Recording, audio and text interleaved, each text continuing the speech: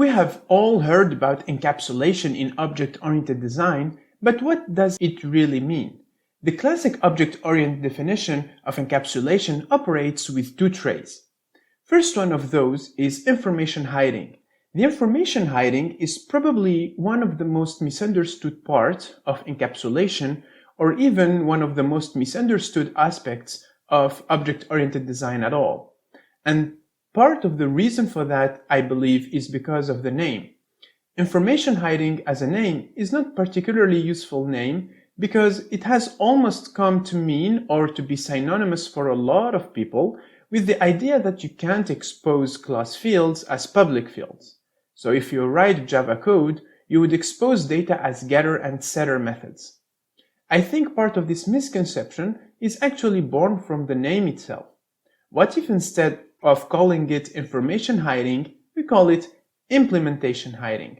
Because this is really what it's about. It's not so much that you can expose a sort of information as all, but the idea is that the way you store information internally in a class in memory is an implementation detail that should not always be exposed to public consumers. So let me give you an example. Imagine you have a user class, and the user class has a login and password, and you could store the login and the password in two string fields on that class.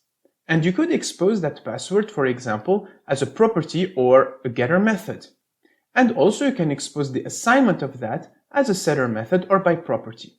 So that's one option of storing a password in a user class. But there may be other ways that actually make sense.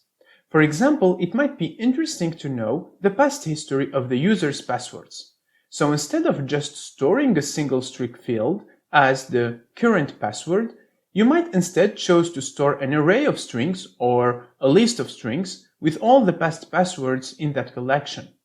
So when a caller assigns a new password value to that user class, what you can do is to just append that new value to the list of all passwords. And then when the client or the caller tries to get the password, you just return the latest one in that list. But now we have all the previous passwords, so you could do some validations. So if the caller tries to assign a password to the user object, we actually want to say, we do not want you to do that. Assignment operation is not gonna happen. That's an implementation detail. This is something yet you could choose to do in order to implement various business rules. So in the end, you are not hiding the information. You are hiding the implementation details. And that's what information hiding is all about. It's not so much about hiding the information as such, but you might have some information stored, like the array of past passwords, and you might just expose the latest one. You don't hide all the information, but you hide some of the information. That's why originally it's called information hiding. I think calling it implementation hiding instead of information hiding might help you thinking about these aspects of encapsulation in a more constructive way.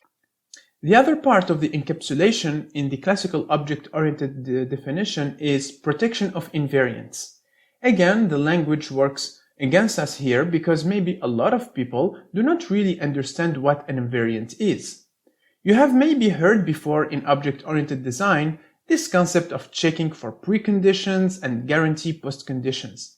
So preconditions and postconditions are basically rules about what are valid and invalid states of a given object. And what we really try to do here is to make sure that invalid states are impossible, or at least it is as difficult as possible to put an object into an invalid state.